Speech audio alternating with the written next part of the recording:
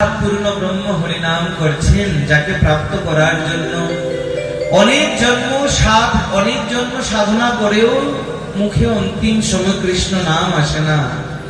আর সেই কৃষ্ণ বাড়িতে নৃত্য করছেন, আর আমাদের ছেলে দেহত্যাগ করেছেন। এটা কি দেহত্যাগ? এটা তো মহাপ্রয়াগ। কান্না করো না, দুঃখ করো না, কান্না করো না, দুঃখ করো না, আনন্দ করো। বৈষ্ণবের মৃত্যু তো মৃত্যু নয়, মহাপ্রাপ্তি হয়। খুব মনোযোগ দিয়ে শ্রবণ করুন, শান্ত চিত্তে শ্রবণ করুন। মহাপ্রাপ্তি হয়, কিসের দুঃখ? তথাপি নারী জাতির স্বভাব কোমল হৃদয়া হন, তার বলে আরো জননী মা।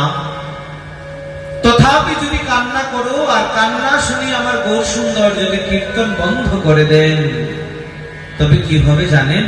জানো মালিনী, আমি কিন্তু গলায় কলসি বেঁধে গঙ্গায় গিয়ে প্রাণ বিসর্জন করব। আমি সব সহ্য করতে পারি, কিন্তু আমার ইষ্টের কোনো কষ্ট আমি সহ্য করতে পারি না। মালিনী দেবী ভয় পেয়ে গেলেন, মানুষ বুকে পাথর রেখে দিলেন, কান্না করছেন না, হৃদয় ফেটে যাচ্ছে।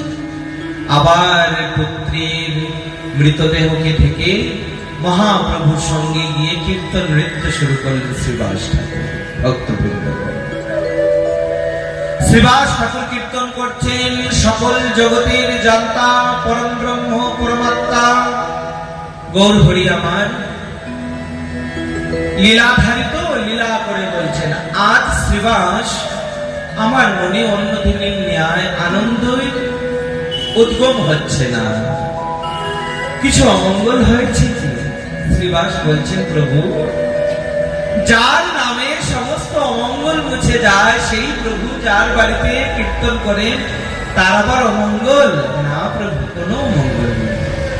আপনি কীর্তন করুন, আপনি নৃত্য করুন, এই তো আমার সুখ, এই তো জগতের সুখ, এই তো জগতের কল্যাণ। আবার কীর্তন শুরু করলেন। একটু পর মহাপ্রভু আবার বললেন, আমার মনে আজকে সুখ হচ্ছে না। একে দুই, দুইয়ে চার, চারে আট, আস্তে আস্তে একটি গুজব শুরু হয়ে গেল, গুনগুন শব্দ শুরু হয়ে গেল। সবাই জেনে গেছে।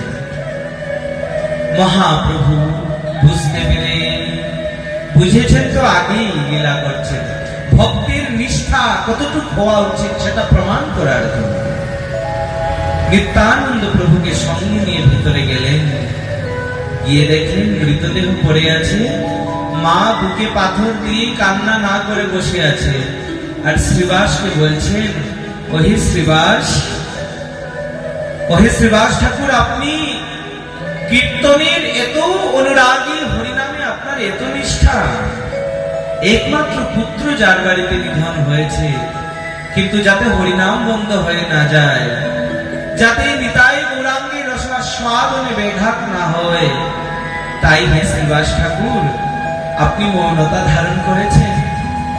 ধন্য আপনার ভক্তি, ধন্য আপনার নাম নিষ্ঠা।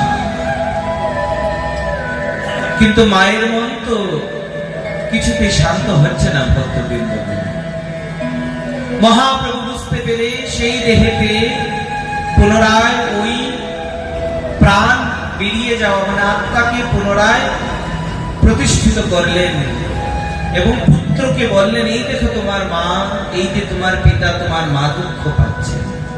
পুত্র বললেন, হে প্রভু, অনেক জন্ম নিয়েছি, অনেক মৃত্যু হয়েছে, অনেক পিতা পেয়েছি, অনেক মাতা পেয়েছি, অনেক কুটুম্ব পেয়েছি, বারবার জন্ম মৃত্যু চরাবিধির চক্র থেকে এবারই তো নিস্তার পেলাম আপনার কৃপা। কে কার মাতা, কে কার পিতা? প্রভু গো, তুমি যে সকলের মাতা, সকলের পিতা। মৃত্যুর পরে যাকে দর্শনই হয় না, সে তো শুধু দেহের সম্পর্ক নির্বাহ মাত্র। বাস্তবিক তো হচ্ছে জগতের প্রতি আমাদের সর্ব অন্তর্যামী, সর্বশক্তিমান, সব থেকে আপন। পুত্রের মুখে ভগবত বাণী, গীতা উপদেশ শ্রবণ করে মালিনী দেবীর মন শান্ত হলো। হরিনামের কোলা